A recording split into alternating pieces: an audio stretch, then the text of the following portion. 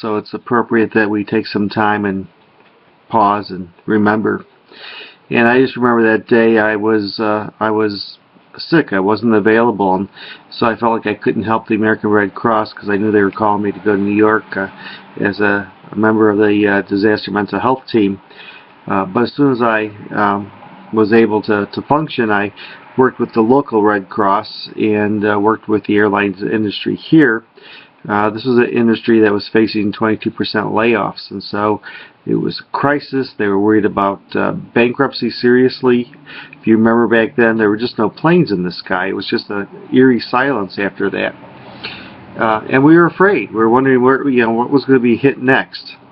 So that Christmas break, I did go to New York City with the American Red Cross and worked at Service Station 1, or Service Center 1, and that was a facility about 8 blocks from the World Trade Center, and it assisted all those people in that very large area that had lost so much from the destruction.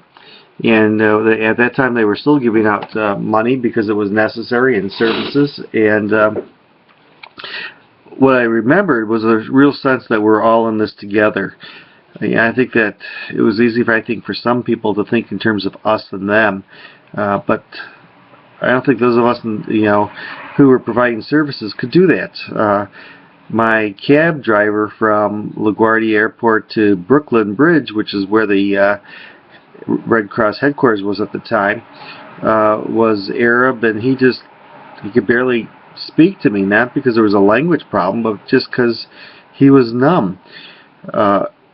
Each day we had different large numbers of ethnic groups, and we required lots of translators. And so when we had large numbers of Chinese citizens, it was multiple translators because it was never just one Chinese language.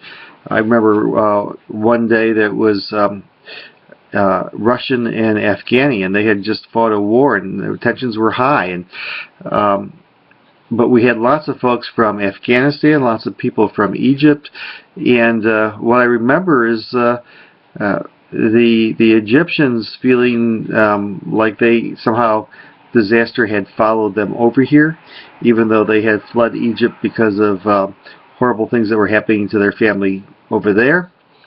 And they all spoke of the towers being this marker so that they knew where they were at. And so when they said they felt disoriented, they meant literally they felt disoriented.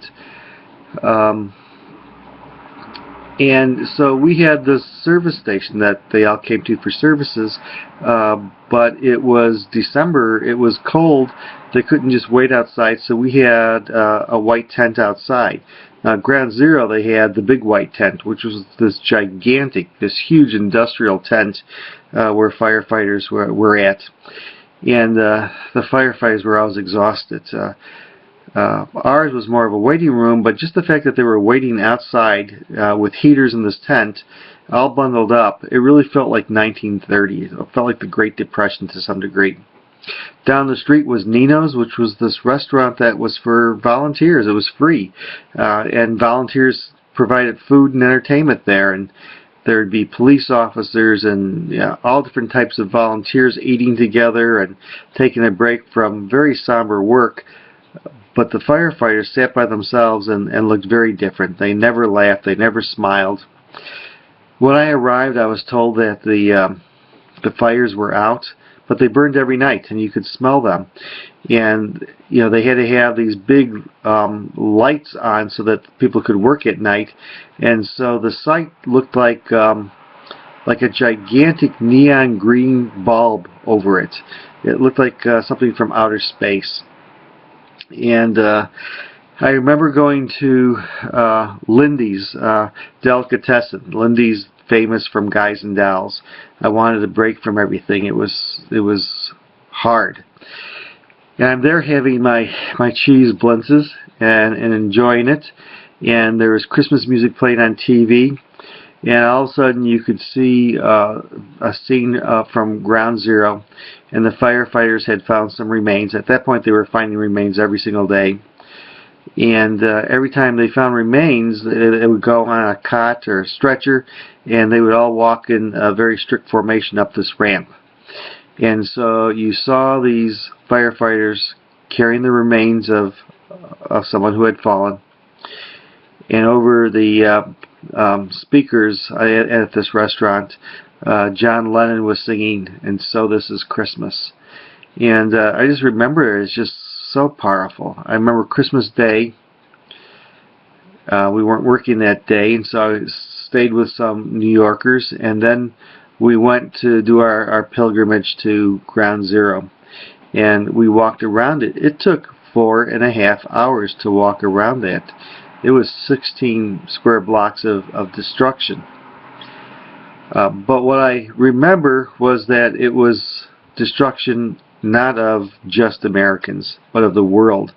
That there were just so many Muslims and Hindus that died that day, and Jews that died that day, and people from all over the world. And if you remember, people all over the world supported us in the beginning. Tehran was supporting us in the beginning.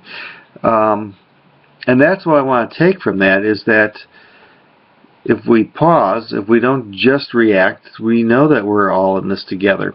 We know that all over the world people are killing in the names of a loving God.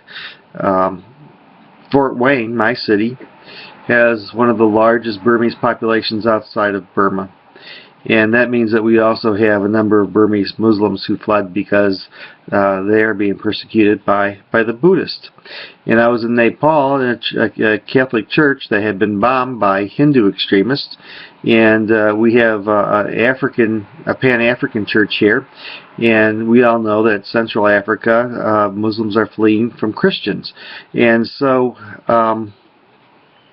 we all have blood on our hands, or we all have people in the names of our faiths who are doing these outrageous acts.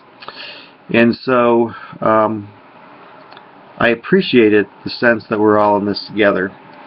I just remember the heaviness, how the world had totally changed that day. But also how there are no simple answers. We went into Iraq, and looking back, I don't think anyone would say that was a good decision, that it had nothing to do with the 11 people who hijacked those planes, and there were no weapons of mass destruction. And that doesn't mean that we shouldn't have done something. Responding to the Taliban made sense. Okay, they provided safe haven for Al-Qaeda. So I'm looking forward to going to the Parliament of the World's Religions, where we have people of all different faiths who are willing to talk about these very serious issues honestly, not sugarcoat them. Talk about violence, talk about inequalities, talk about reactions made out of fear. And so those are just some of the thoughts that are going through my mind. I know that you all have profound memories. Probably one of my stronger memories was not something that happened to me, but to one of our grad students who had an uncle who died in the towers, and this student went to this uncle's memorial service that October, and then they found body parts, and so that spring the family went back to New York for another service, and he was taking a social culture class with me and decided that if he was truly a Christian and believed that you're supposed to love your brothers and sisters and forgive and not blame, then he had to work at not blaming 1 billion people for something 11 people did. And so for his cultural experience, he went to a mosque. And when he came back, he reported to the class and said, "My goodness, we Catholics and the Muslims revere Mary. They just call her Miriam. And they believe that Jesus was born of a virgin birth, and did miracles." And he was just surprised at how much, these two groups had in common. And he didn't see those warm, hospitable people at the mosque as representing, as the people who hijacked those planes at all. He could clearly see the distinction. And for me, that student stepping out in that time in his life is the hope for me. that's the things that we all have to do all over the world. In the movie My Name is Khan, he talks about for the West, September 11th is the day that changed everything forever. Well, I hope that as time goes on, we change again and say that the world is not black and white, the world is gray, and we need one another to navigate these dangerous waters. And if we all believe in a loving God, that's time for us to start loving. So that's all for now. Just kind of random thoughts all over. I know that you all have yours as well. So take care, and hopefully next year, as we get further away from the event, we don't forget, but we have new memories and new relationships. Take care. Namaste.